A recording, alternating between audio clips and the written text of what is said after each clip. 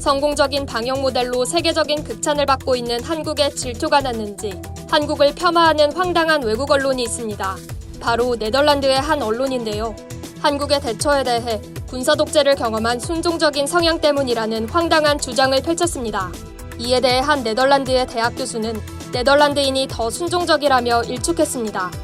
22일 네덜란드 매체 프론탈 나크트에 따르면 네덜란드 라이덴 대학의 렘코 브레커 한국학 교수는 최근 네덜란드 미디어에 화가 난다며 미디어에 나타난 한국 묘사뿐만 아니라 미디어에 등장하는 사람들까지도 한국에 대해 비난받을 만하거나 비과학적인 견해를 낸다고 비판했습니다. 브레커 교수와 네덜란드 교민의 SNS 등에 따르면 일부 현지 매체는 한국의 성공적 대처를 한국인은 통제에 잘 따르고 집단성이 강해서 발전된 의료체계는 북한 때문, 군사 독재 경험으로 사생활 침해에 둔감하다 등으로 설명했습니다. 교민들 또한 SNS 댓글에서 포크르크란트, 트라우브 등 주요 신문에서도 한국을 단편화시켜 비판적으로 쓴 기사가 많다. 네덜란드의 저널리즘이 참 실망스럽다고 전했습니다. 물론 이 같은 황당한 시각이 네덜란드 언론의 대세는 아닙니다.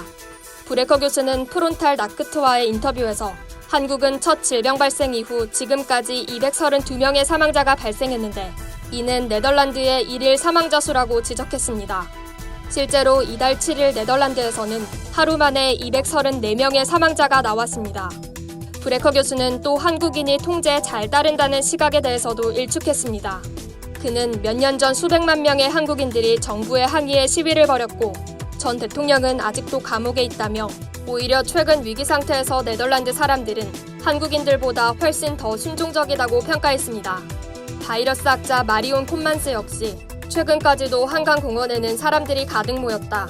서울시장은 사람들의 출입을 막기 위해 클럽과 바를 폐쇄해야 했다며 한국인이 순종적이어서가 아니라 정부 지자체의 강력한 방역 대책 때문이라고 설명했습니다.